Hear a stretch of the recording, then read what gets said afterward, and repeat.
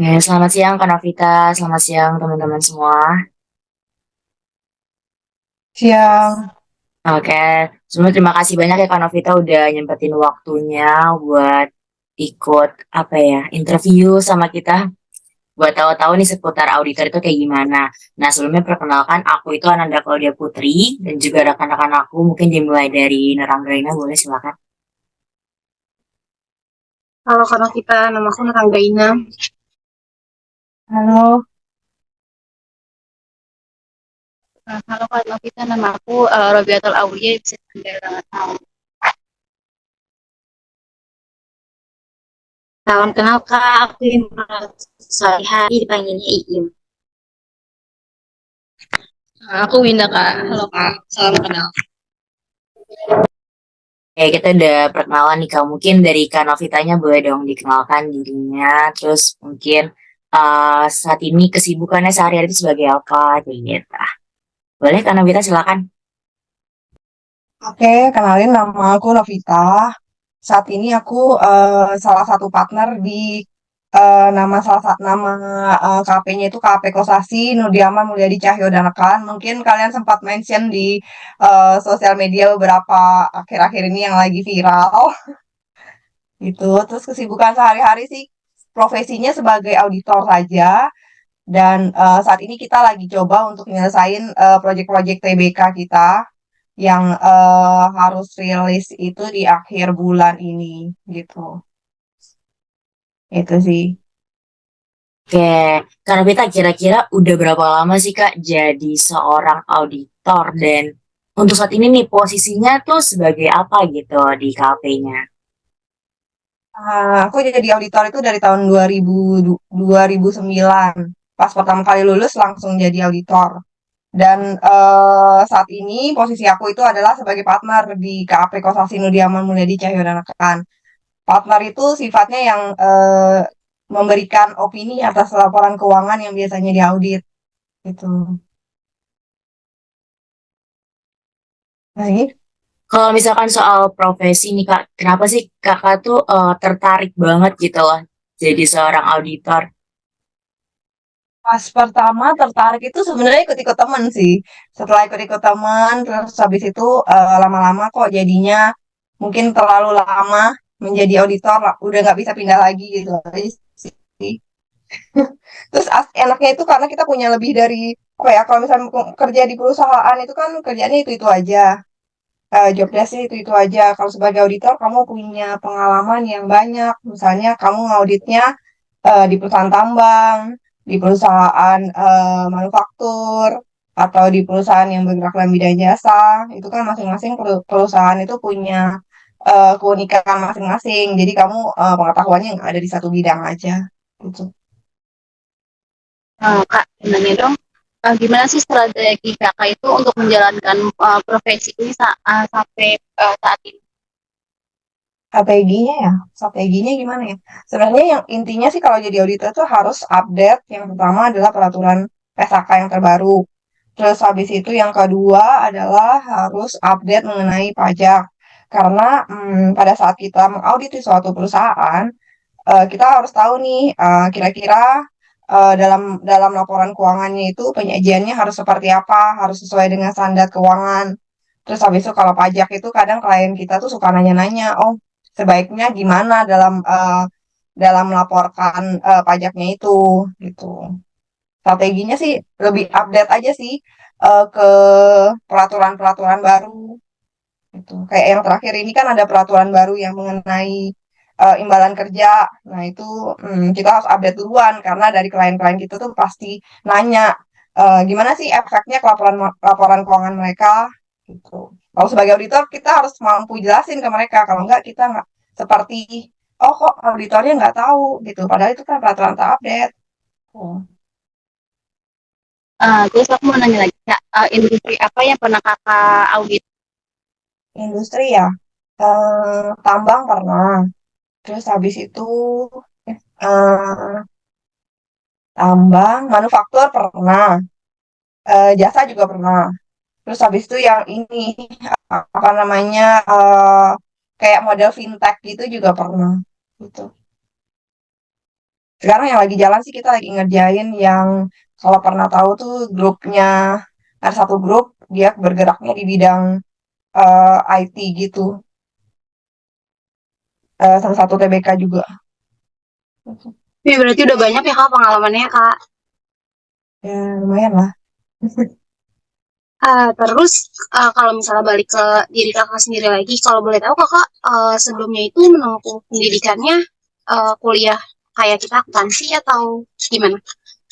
Sama kuliah akuntansi dulu. Kita kalau misalnya nyari auditor juga carinya yang kuliah kuliah ekonomi ya dan harus akuntansi. Terus habis itu kita habis S1, misalnya kita ada menempuh ambil gelar CPA namanya, Certified Public Accounting. Terus habis itu setelah CPA kita urus dulu ke DEPQ supaya bisa menjadi AP gitu. Tapi dasar awalnya harus S1 akuntansi. Tapi sebenarnya sekarang kayaknya di peraturan baru siapa aja jurusan apapun boleh ngambil CPA deh. Mau jurusan apapun, yang penting lulus aja itu ujiannya. Gitu. Terus aku mau nanya lagi nih Kak, kan kalau misalnya jadi akuntan pabrik, apalagi Kakak masih muda itu kan sangat beresiko ya Kak. Terus kenapa Kakak yakin gitu sebagai akuntan pabrik? Resikonya apa ya? Resiko dari sisi mana dulu nih? Maksudnya kan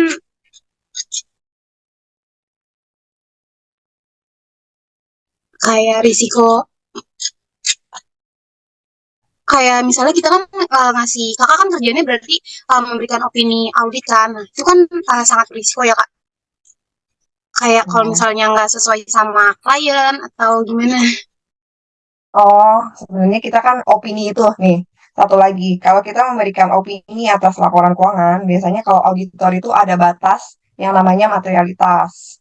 Jadi segala hal yang hubungannya dengan kalau di atas materialitas, kita biasanya ada prosedur tertentu lah. Kalau misalnya kliennya mau minta adjustment, mau minta cancel beberapa temuan kita. Kalau misalnya di atas materialitas, itu kita biasanya nggak mau dan kita akan membuat suatu catatan pada opininya. Jadi berpengaruh terhadap opini. Tapi kalau misalnya em, di bawah materialitas, itu biasanya kita tidak akan mempengaruhi terhadap opini. Gitu. Jadi kalau sebagai auditor itu ada satu batas yang namanya materialitas. Jadi laporan keuangan itu kalau sudah diaudit, itu belum tentu apa ya harus benar 100%. Yang penting itu adalah wajar gitu. Jadi ya kalau misalnya sebenarnya sih kalau profesi sih setiap profesi kalau menurut saya sih punya apa ya kalau auditor namanya inherent risk masing-masing ya. Nggak ada profesi yang tidak punya risiko masing-masing. Cuma ya jalani aja gitu. Selama kita melakukan prosedurnya udah benar sesuai dengan standar kalau kita namanya SPAP sesuai dengan standar yang berlaku, kita nggak perlu takut dan opininya itu misalnya sudah ada, misalnya kita berikan opini, oh opininya WTP. Orang ngelihat dari luar kok kamu bisa kasih dia WTP, padahal dari luar kok kelihatan nih perusahaan kok jelek kali gitu.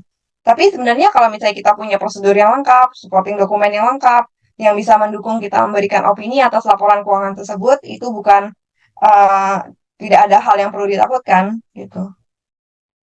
Yang penting kalau kita diperiksa nih, keseringan sekarang-sekarang kan kita seringnya tuh setiap tahun pasti diperiksa oleh P2PK untuk melihat standar kita seperti apa. Terus kita juga ada review dari internasional kita yang global gitu. Tiap tahun pasti ada untuk ngejaga standar itu apakah prosedurnya sudah dijalankan dengan baik dan benar. Jadi ya kalau misalnya prosedur itu sudah dijalankan dengan baik, eh, harusnya tidak perlu takut dengan risiko-risiko yang mungkin akan terjadi gitu. Ya, lagi? Ya, terus kalau boleh saya tanya nih Kak, misalkan gimana sih Kakak itu cara memahami bisnis dari klien, bidang usaha dari klien itu sendiri gitu Kak. Terus eh, kalau dari sisi saya sih, mungkin dari kami semua yang minta diberikan contohnya gitu Kak, contoh kasusnya apa Kakak lagi memahami salah satu tentang bisnis klien itu yang mau diaudit gitu. Oh, yang mau diaudit ya.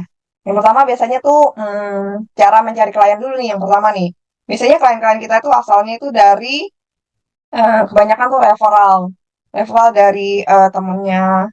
dari teman partner kita yang lain yang mau atau dari klien kita, oh auditnya pakai Crow aja gitu. Nah, yang pertama adalah kita biasanya minta ada form tuh namanya planning, bagian dari planning.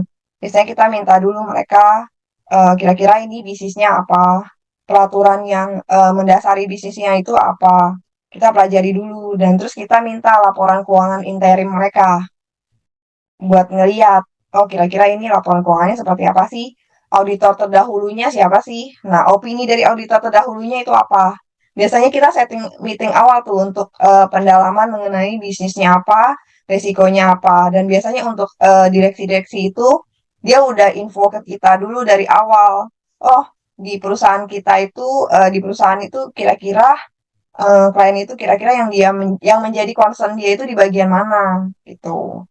Nah, setelah itu kita udah setting meeting awal, udah ngerti, oh bisnisnya bergerak dalam bidang apa, terus habis itu kira-kira resikonya apa, kompetitornya siapa, dan satu lagi tujuan dia melakukan audit ini untuk apa. Ada beberapa tujuan nih. Nah, tujuan ini biasanya menentukan, nih, ada dua contoh. Misalnya kalau pajak. Kalau tujuannya untuk pajak, biasanya kalau perusahaan-perusahaan di Indonesia, umumnya mereka maunya mengecil-ngecilkan jumlah pajak yang dibayar. Gitu. Terus yang kedua, kalau perusahaan TBK. Kalau perusahaan TBK, mereka kan mau terlihat bagus dan baik di depan investor. Biasanya mereka naik-naikin income. Gitu. Nah, dua hal ini kita bisa jadi dasar nih buat melakukan audit. Kalau untuk yang tujuannya untuk pajak, biasanya kita ngeliat-ngeliat, oh, kalau untuk pajak kan beban-bebannya nih, pasti banyak beban-beban yang segala macam beban dia masukin. Dan itu belum tentu sesuai dengan standar yang berlaku. Gitu. Terus yang kedua, kalau misalnya untuk yang tujuannya untuk apa namanya perusahaan listed company, biasanya revenue-nya yang kita lihat, yang jadi signifikan account yang kita lihat. Gitu. Nah setelah itu kita bikinlah proposalnya, kira-kira fee-nya berapa gitu. Fee itu nentuinnya kita hitung dulu nih budgetnya kira-kira untuk mengerjakan project ini waktunya berapa lama, butuh berapa orang. Biasanya itu kita ada rate-rate-nya masing-masing tuh. Dan recovery-nya itu mau berapa persen gitu.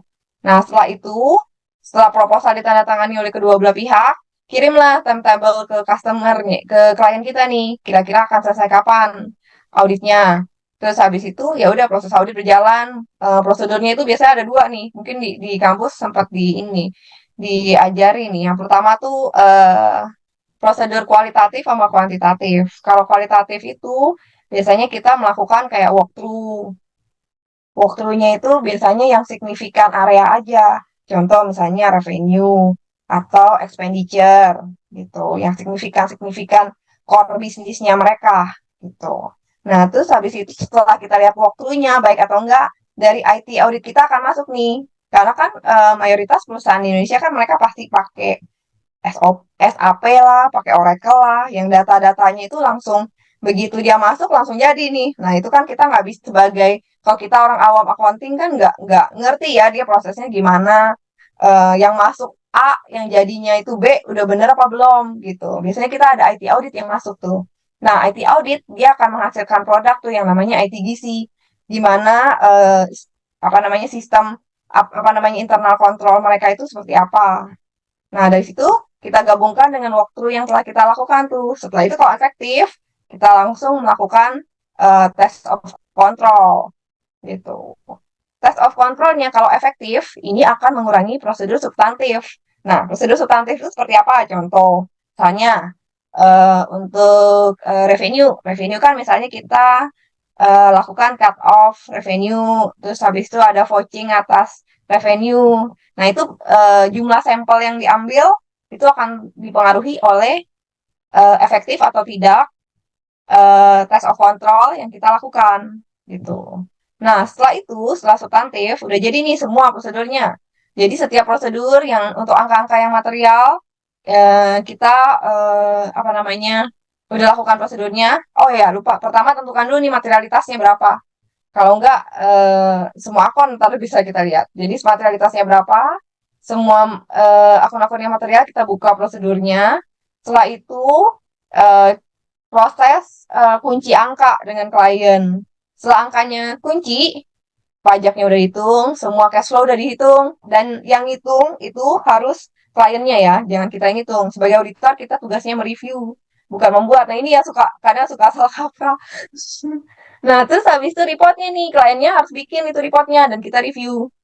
Gitu. Setelah review, proses review beberapa kali, kita kira-kira opininya seperti apa, masuk ke dalam periode, habis itu kita masuk ke dalam yang proses completion dari project, yaitu misalnya kita minta nih representation letter, manajemen letternya kita bikin. Manajemen letter ini produknya dari auditor ya, jadi temuan-temuan yang sifatnya material, yang perlu kita notes dan kita informasikan kepada direksi, itu kita masukin di situ semua. Dan kliennya harus komen tentang hal itu.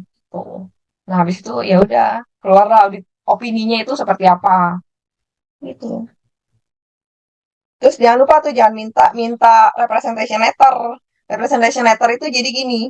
Jadi manajemen itu harus kasih apa ya? Pernyataan. Kalau dia udah memberikan semua informasi, data itu dia udah berikan semua. Ini salah satu bentuk apa ya? Bagian dari apa ya? Dokumen yang tujuannya untuk melindungi profesi auditor ya. Karena kan kita nggak tahu, bisa aja ada data-data yang mereka nggak berikan ke kita. Gitu. Itu sih. Ada lagi? Eh, terus Kak, kalau misalkan dalam melakukan audit nih, eh, dari tim kakak sendiri itu menggunakan bantuan software audit gitu enggak ya? Kalau misalkan menggunakan, pakai apa ya Kak? Terus berbayar atau tidak? Oh, Sama, mau Kak, sama minta diberikan gambaran gitu sih Kak, sama manfaat keunggulannya dan lain-lain gitu. kita biasanya menggunakan, sebenarnya kita lagi implementasi sih. Untuk tahun ini kita udah harus wajib menggunakan itu. Namanya itu adalah Caseware. Mungkin pernah dengar nggak? Itu bayar ya. Belum Ada pernah dengar sih Kak. license-nya, berbayar ya. Sebenarnya enaknya pakai software audit itu jadi semua apa ya, semua prosedur auditnya itu jadi terstruktur. Jadi misalnya step planning. Kalau kamu belum selesai step planning semua, kamu nggak bisa ke next step gitu. Jadi semua udah computerized. Jadi semua data dokumen-dokumen udah ada di situ. Misalnya salah satu junior misalnya resign, kita nggak ada masalah karena semua data tadi ada di situ. Gitu. Cuma susahnya ini kan kita di Indonesia ya, di mana ketuntutan kliennya itu nggak seperfect yang kalian pikirkan lah. Jadi mereka misalnya minta audit eh, masuknya Januari. Bisa jadi dia baru kasih data itu bulan Maret gitu. Dia harus rilis akhir Maret. Nah, kalau udah kayak gini udah susah nih. Ini software bukan jadi membantu malah jadi menyusahkan karena harus step by step harus dipenuhi semua kan. Tapi idealnya sih lebih enaknya menggunakan software karena udah step by step di situ. Terus habis itu kalau misalnya untuk working paper yang working paper itu bisa diakses oleh semua orang gitu. Jadi kalau nge-review nih, kalau manajer saya lagi lihat nih, saya tahu nih dia lagi ngerjain yang mana gitu. Apalagi di zaman sekarang ya, yang model kerjaannya itu nggak harus di kantor terus. Kadang udah kerja di rumah. Sebenarnya di kita sih nggak masalah kalau mau kerja di rumah, yang penting kerjaannya selesai. Ya baik Kak. Terus kalau di KAP Kakak ini pernah menggunakan Atlas atau enggak? Terus gimana pandangan Kakak memakai Atlas dari P2PK ini? Atlas. Kayaknya aku pernah lihat sih Atlas. Cuma aku belum pernah pakai, jujur. Karena dari kita diwajibkannya menggunakan caseware gitu. Mungkin kalau menurut aku sejenis sih kayaknya harusnya ya. Iya sih Kak. Iya sih Kak, soalnya sama-sama untuk membantu proses audit gitu ya. Tapi itu berbayar nggak? Nggak kayaknya. Kita juga jujur tahu basicnya aja gitu karena dijelaskan dosen sedikit bahwa Atlas ini bisa membantu proses audit gitu Kak. Jadi untuk berbayar atau tidaknya kami belum cari tahu kebetulan. Oh, belum pernah sih pakai Atlas. Jadi pakai yang caseware itu ya Kak. Iya, pakai caseware udah dari kantor, jadi kita harus pakai itu. Udah Nah, bayar juga, mahal. Kalau nggak dipakai bisa dimarahin sama Iya ya, Pak Bos. bener. Terus kalau dari kakak sendiri untuk menetapkan segi materialitas dalam proses audit tuh gimana sih kak? Materialitas ya. Iya. Materialitas, aku udah lupa-lupa nih, udah lama aku bikin materialitas ya. Udah terima jadi dari manajernya. Jadi kalau materialitas itu, kalau dari kita biasanya ada dari macam-macam nih. Pertama, ada rumus-rumusnya.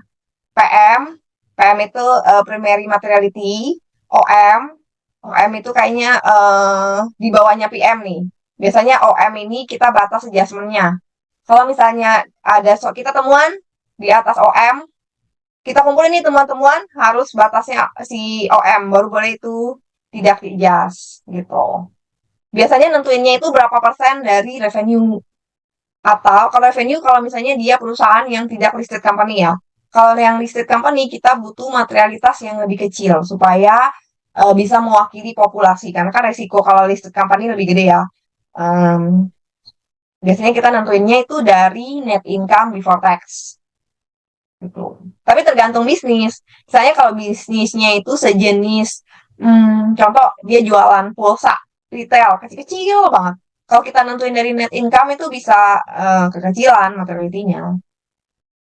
Tergantung lah, tergantung tergantung tujuannya, tergantung laporan keuangannya seperti apa. Kalau dia rugi biasanya kita dari total aset. Oh iya, oke baik Di kak. Caseware udah ada rumusnya itu.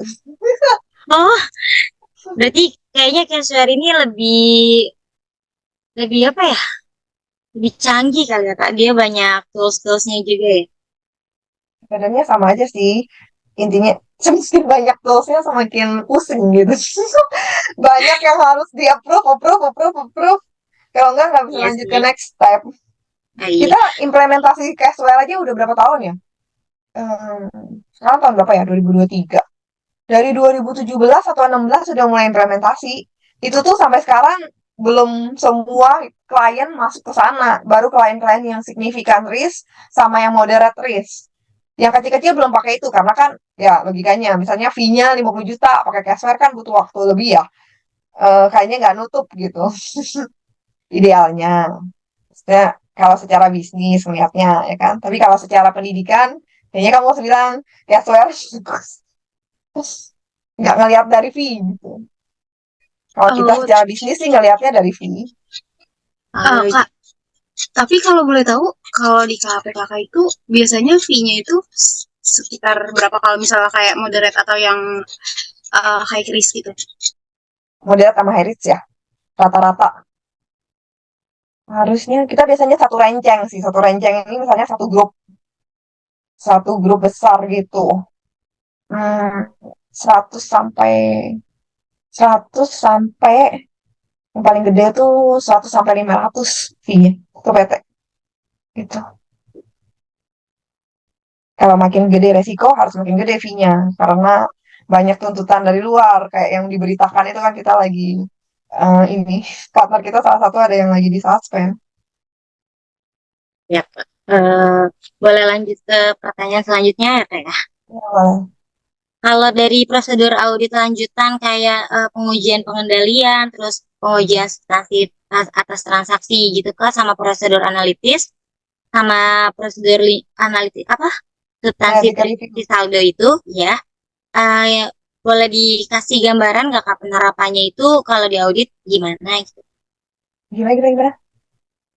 Ya, jadi saya ulang ya Kak, kalau prosedur audit lanjutan seperti pengujian rinci saldo, pengujian pengendalian, terus pengujian substansif atas transaksi, itu bisa diberikan gambaran penerapannya di dalam audit yang Kakak lakuin gitu nggak? Oh, contoh misalnya nih kan kita Ya, melakukan walkthrough. Walkthrough itu sebenarnya walkthrough internal control itu adalah kita melakukan apa ya?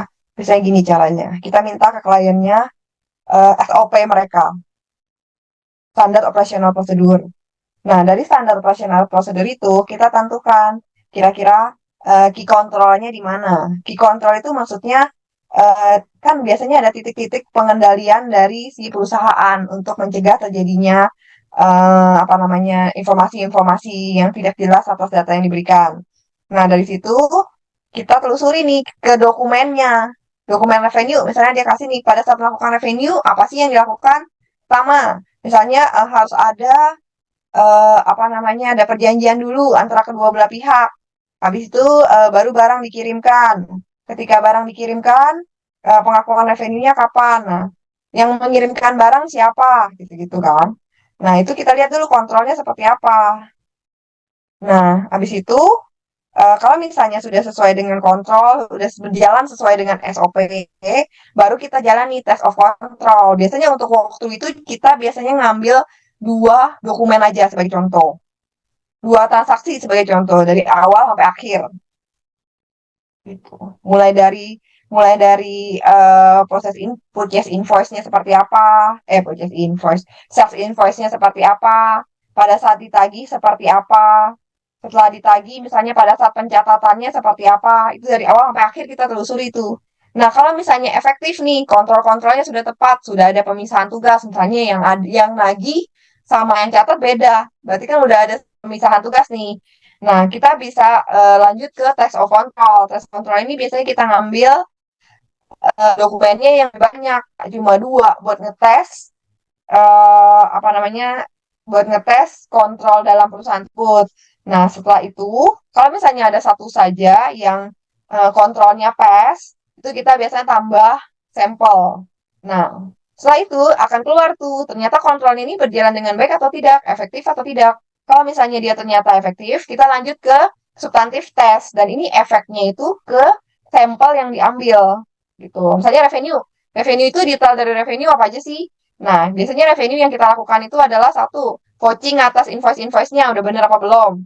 2, linkkan revenue-nya dengan PPN-nya, apakah sudah dibayar semua belum PPN-nya? Yang dilaporkan dengan yang dicatat udah bener apa belum? Sesuai atau tidak, gitu. Patuh terhadap pajak atau tidak. Nah, setelah itu kita lihat pengakuan dari revenue-nya. Untuk periode yang sama atau enggak.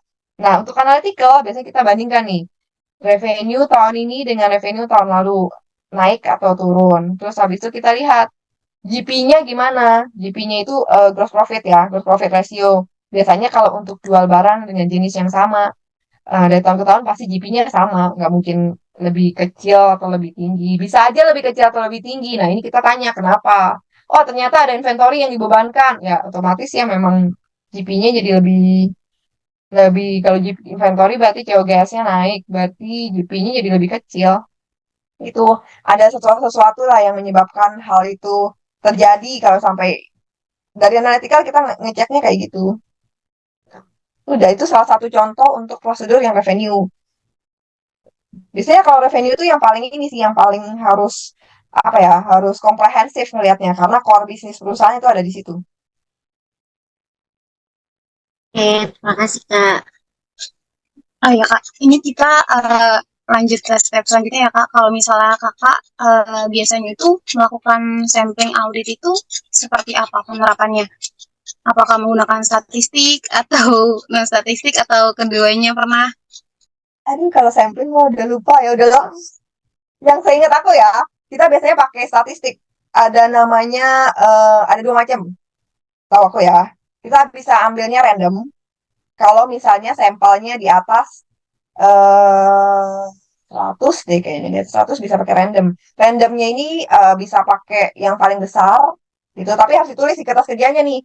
Dasar pengambilan sampelnya apa. Ada satu lagi kita biasanya pakai muse namanya. Jadi dia lompat-lompat. Misalnya nih, kita pakai materiality-nya berapa, ambil sampelnya tuh baris ke berapa aja. Gitu sih. Oh Ada gitu. macam-macam. Terus Kak, kalau misalnya dalam proses penyelesaian audit, gimana cara Kakak nyelesain gitu prosesnya sampai Kakak akhirnya bisa ngasih opini ke klien Kakak? Kita sih ada review bertahap ya. Yang pertama manajernya. Dia harus review tuh kertas kerjanya. Ada tanda tangannya tuh ada kalau misalnya di Caswa tuh ada centang-centangnya udah approve apa belum gitu. Nah, selama apa ya, kita kumpulin dulu nih. Kira-kira adjustment-adjustment yang kliennya tidak mau di-adjust itu berapa jumlahnya. Terus kita discuss lah, biasanya suka ada discuss panjang tuh perbedaan pandangan lah antara manajemen dengan kepentingan manajemen dan menurut kita seperti apa dan itu agak alot tuh biasanya tuh. Oh kliennya mau seperti ini, oh ternyata realnya seperti ini gitu. Nah terus habis itu dari kalau udah selesai biasanya dia yang signifikan itu akan masuk ke bagian quality control kita. Kalau sekarang kan opini audit itu ada yang namanya key audit matters. Tahu nggak? Yang sekarang. Key audit matters itu di dalamnya ada kira-kira signifikan account dari perusahaan ini apa. Nah, untuk transaksi-transaksi yang masuk ke dalam key audit matters itu, kertas kerjanya harus masuk ke bagian quality control kita. Kita punya quality control, di mana quality control itu kalau misalnya dia bilang udah oke, udah approve, itu report baru boleh, opininya baru boleh diberikan dan boleh diriliskan. Ya sebenarnya sih kita biasanya ngeceknya bertahap sih, prosedurnya cukup apa enggak, ini angka material material wajar atau enggak sih gitu. Kayak cash and bank. Ini udah sama dengan rekening koran semua belum? Kalau cash and bank wajib kita dapat konfirmasi dari pihak bank. Kalau enggak bisa. Karena sekarang kan kita balik lagi, kita kan tinggal di Indonesia ya, semua hal bisa dibuat.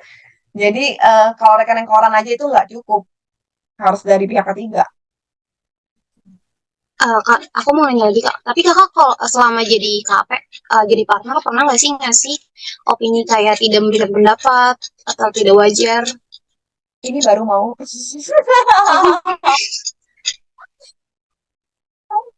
Ini ada satu kayaknya nih bakal antara tidak memberikan pendapat atau klarifikasi sih. Ya biasanya sih kalau udah kayak gitu perbedaannya udah signifikan ya. Contoh misalnya, ini contoh nih, biasanya kan suka yang paling signifikan itu revenue biasanya. Ada klien yang dia maunya menggunakan revenue-nya besar, revenue-nya kelihatan besar, padahal dia cuma secara bisnis dia cuma dapat fee, tapi dia buat seolah-olah dia jual beli gitu loh. Perbedaan penerapan prinsipal sama agent, kalau misalnya kalian pernah dengar, kalau agent kan kalian cuma dapat komisi atas suatu penjualan. Resiko barang dan segala hal itu ditanggung oleh yang jual. Kalau misalnya untuk yang prinsipal, kamu beli nih semua barangnya. Sampai itu nggak laku jadi tanggung jawab kamu. Cuma di laporan keuangan kan berbeda ya cara pencatatannya. Kalau misalnya prinsipal, itu revenue-nya dicatat, COGS-nya dicatat, meskipun secara GP sama nih dengan agent. Kalau agent kamu cuma catat satu doang, fee-nya berapa, misalnya 1%, 2%. Nah, ini yang kita lagi sekarang lagi struggle sama ini dengan klien. Dan kalau misalnya dan angkanya signifikan dan kemungkinan akan pengaruh terhadap opini. Gitu. Rata-rata ngelihatnya wajah tanpa pengecualian semua ya di IDX. Ya, Iya. jarang Berarti- banget kalau ngeliat opini tidak wajar. Berarti sebelum itu di KAP kakak ini belum pernah selain WTP itu ya kak? Oh pernah dong. Kalau yang aku sendiri maksudnya. Kalau yang lain pernah. Pasti lah. Disclaimer kita pernah. Ada satu perusahaan sekuritas kalau nggak salah dia izinnya udah dicabut, ya udah dia udah bisa melanjutkan usahanya, ya udah mati kita opininya disclaimer. Opini itu pasti nggak selalu WTP kok. Kalau kita keluarin WTP harus dengan supporting dokumen yang lengkap dan bisa kalau kalau bisa kalau investor ataupun pihak luar nanya, oh kenapa kamu keluarin WTP, kamu harus bisa buktikan kenapa itu WTP. Kalau nggak bisa dibuktikan, kita harus bermain di area opini ini.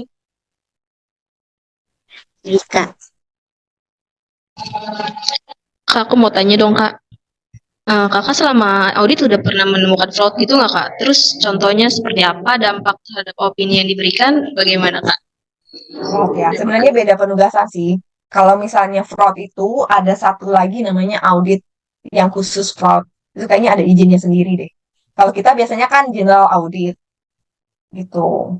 Tapi kalau misalnya sebenarnya kalau kita ngelihat sih ini sih ada indikasi fraud gitu. Cuma kita ya selama selama tidak mempengaruhi laporan keuangan, terus habis itu supporting dokumennya juga dibuat apa ya dilengkapi dengan baik, ya kita sih paling kita informasikan aja di manajemen letter. Oh kalau misalnya transaksi itu dilakukan seperti ini, akan ada kemungkinan fraud seperti ini gitu. Terus Kak, kalau kan sekarang kita sering dengar big data ya, Kak. Big data itu penggunaannya dalam proses audit itu kayak mana ya, Kak? Data maksudnya Big data, gimana? big data Kak, penggunaan big data dalam proses audit. Big data. Contohnya apa? Mungkin maksudnya data yang besar banget terus kompleks gitu. Jadi kayak sulit untuk di analisis Oh, secara kalau kayak langsung. gitu mah kita biasanya ini apa namanya tugaskan IT audit untuk melakukan tes atas itu. Ada IT auditnya, divisi tersendiri. Oh, berarti kalau misalnya misalnya kita ada proyek nih, kayak misalnya kakak ada proyek. Nah, itu berarti terdiri dari beberapa apa ya, kayak bagian gitu ya, kayak ada dari IT auditnya, dari Oh iya, iya. Biasanya kombinasi harus ada IT audit. Harus ada IT audit. Kalau enggak susah. Contoh misalnya perusahaan asuransi. Perusahaan asuransi kan semua transaksi itu udah ini ya, udah apa manual, bukan manual ya, otomatis semua ya. Terus habis itu nggak bisa lah kita ngecek dengan mata sendiri buat itu gimana prosesnya. Kita butuh IT audit, sistemnya seperti apa. Gitu. Dan biasa itu udah masuk ke dalam ini kok, udah masuk ke dalam suatu proposal audit. Misalnya proposal auditnya sekian harganya untuk IT audit sekian. Udah kita pertimbangkan dan paling baik memang harus ada IT audit. Baik dia itu apa ya? Biasanya sih kita tes pertama tuh IT gizi dulu nih. Gimana prosesnya? Kalau IT gizinya efektif, IT audit harus masuk ke dalam masing-masing account. Tapi kalau misalnya IT auditnya nggak efektif, kita baru lebih ke substantifnya. IT audit tuh harus harus mereka harus masuk. Kalau nggak susah. Apalagi zaman sekarang yang kayak kita ada satu klien tuh yang mirip sama Tokopedia modelnya itu susah juga tuh. Harus pakai IT audit. Sel sama geogasnya udah pasti dipegang sama IT audit itu.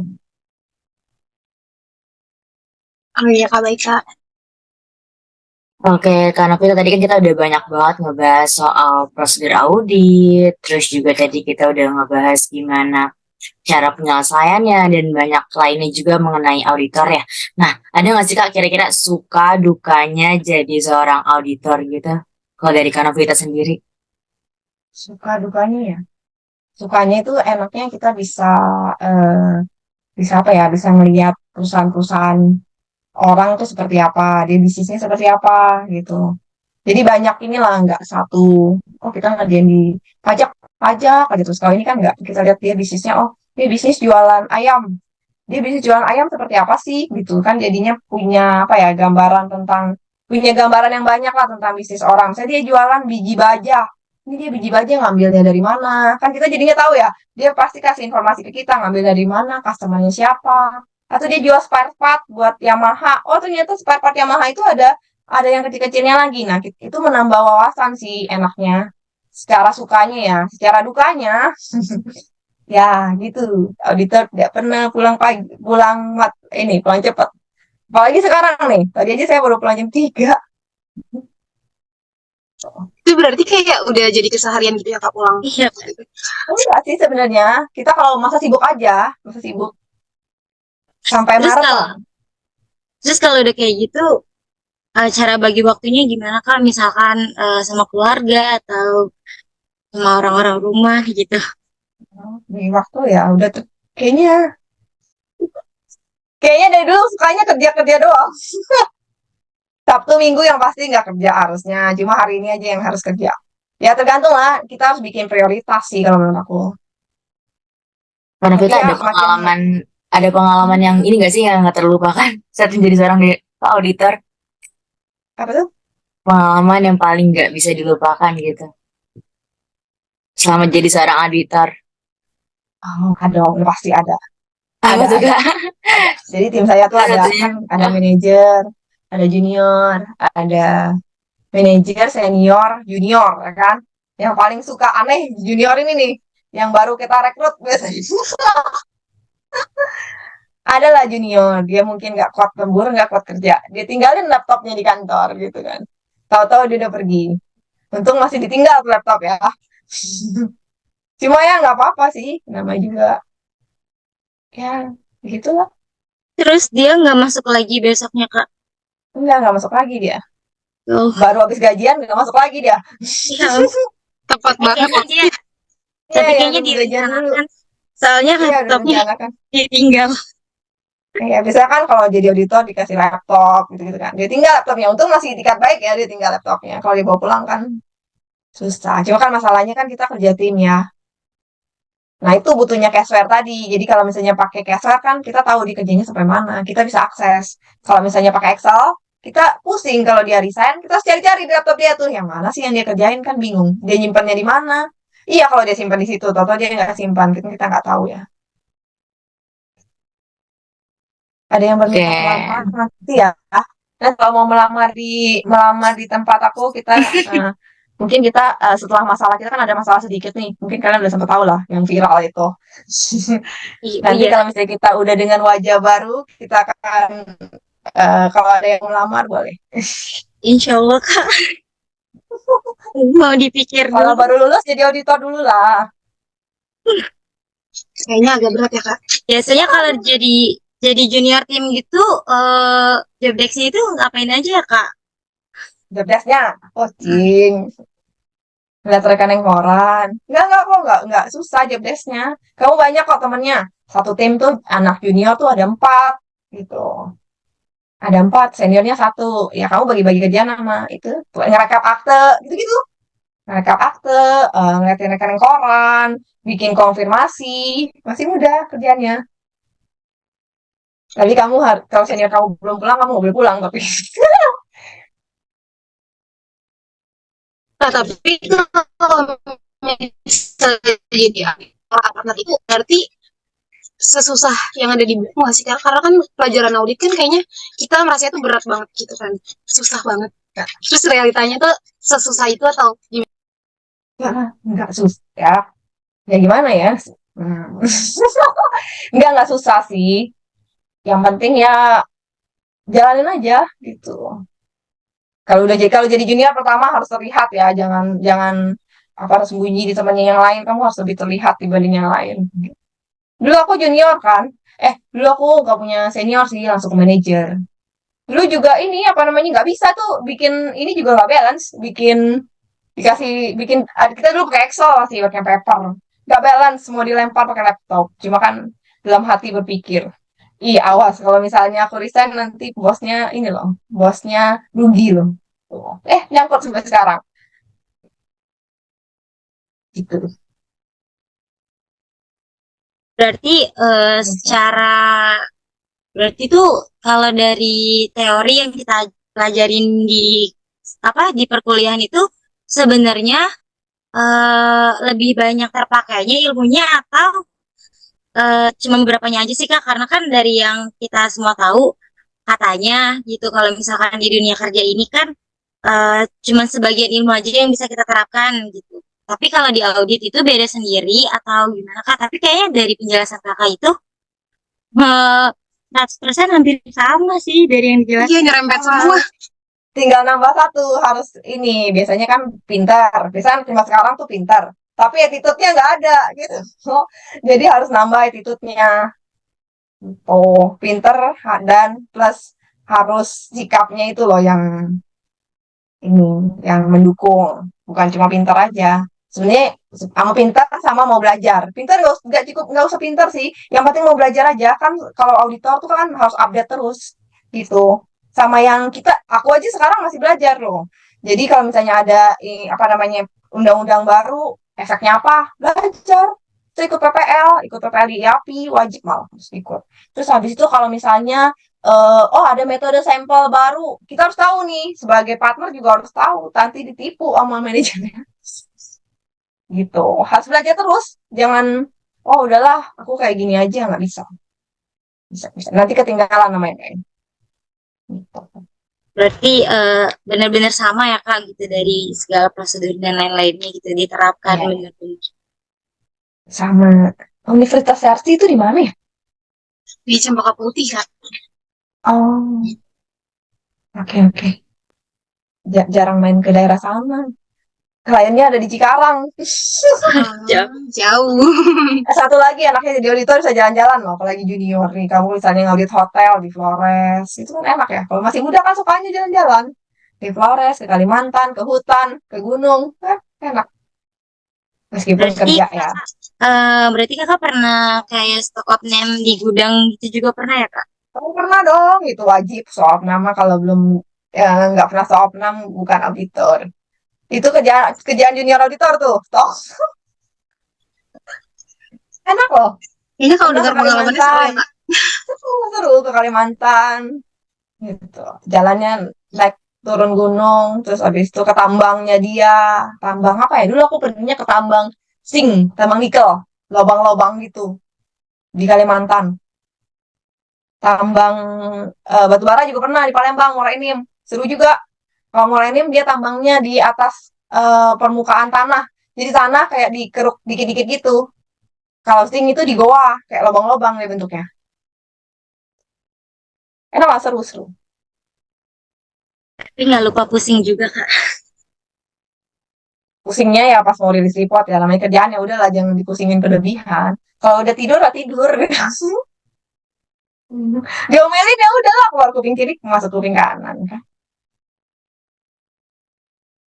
Oke, Kak Novita, ini kita udah hampir sejam buat wawancara. Nah, ini terakhir ya. Ada nggak Kak pesan untuk kita semua nih, mahasiswa akuntansi agar menjadi akuntan yang profesional dan berintegritas serta sukses di dunia kerja pada masa yang akan datang nanti nih Kak? Buat kita semua sih. Kira-kira pesan dari Kakak gimana? Ya pesannya untuk terutama untuk kaum-kaum yang online gitu kan. Cepat Iya merasakan lagi Kak. online kan. Mungkin ada pelajaran-pelajaran yang pas online kalian mungkin belum ngerti, pelajari lagi kalau pas mau interview gitu kan. Soalnya aku pas kemarin itu ada interview 50 orang kayaknya dia suka lupa gitu pelajaran-pelajaran. Akuntansi dasar tuh penting loh yang pelajaran. Kalau aku sih dulu pengantar akuntansi itu penting tuh. Kalau misalnya kamu mau jadi auditor, kamu harus tahu gimana cara klien itu mencatat gitu. Terus habis itu update-update peraturan. Ikut-ikut lah kalau misalnya kamu ada libur semester misalnya. Coba ikut-ikut seminar-seminar yang dari IAPI gitu-gitu kan suka ada yang gratis tuh. Ikut aja buat menambah pengetahuan, terus habis itu menambah relasi kamu. Relasi penting. Jadi sebenarnya aku mau bilang sih, mau profesi kamu apapun, itu sih pasti marketing intinya. Gitu. Kayak aku butuh relasi untuk nyari-nyari klien kan sekarang kan tugas utama aku tuh sebenarnya bukan lebih ke kayak kritikal lagi kan, harus lebih ke nyari klien kan. Nah, butuh relasi nih, bangunlah dari kuliah, misal kamu ikut organisasi apa yang kamu punya teman, kamu nggak tahu loh teman kamu itu bisa nanti dia akan jadi seorang apa gitu. Itu sih. Jangan belajar aja. Kalau aku dulu belajar aja, jadi teman kuliahku cuma 5 sampai sekarang. Harusnya sih harus banyak ini ya, banyak bergaul harusnya gitu. Itu sih. Oke, Kak Novita, makasih banyak ya buat Oke, waktunya. terima kasih. Oke, mungkin semoga kita nanti bisa ketemu lagi di lain tempat dan waktu. Ya, oke. Kalau berjodoh kita akan bertemu lagi. Iya, Thank katanya you Kak, ya. katanya Nur mau jadi auditor Kak di Oh, Proyek. oke. Siapa ya teman kamu yang tadi apa yang pertama di awal itu dia kayak mirip Nadia ya, Nadia Kaisang tuh nggak? Siapa? Ini, Siapa? ini apa Nur. Iim. apa kamu kayak Nadia ya? Nah, dia kayak sih. Dia soalnya teman berkuda temanku. Oh, Iya, oke, sukses ya. Iya kak, makasih Terima banyak kasih kak. banyak ya Kak Belajar. Novita. Yo, foto bareng. Iya kak, mungkin foto bersama dulu. tuh ya, lapin rambut. Foto online. Gimana caranya? Hitung dong, Yang hitung. siapa yang foto? Siap Nur. deh. 1, 2, 3. Sekali lagi. 1, 2, 3. Terima kasih ya kak. Oke, terima Makasih kasih banyak ya. ya kak. Sampai Bye ketemu. Kak, see Banyak ya, Kak. you. Semoga See you, lancar-lancar sehat-sehat. mengauditnya. Ya.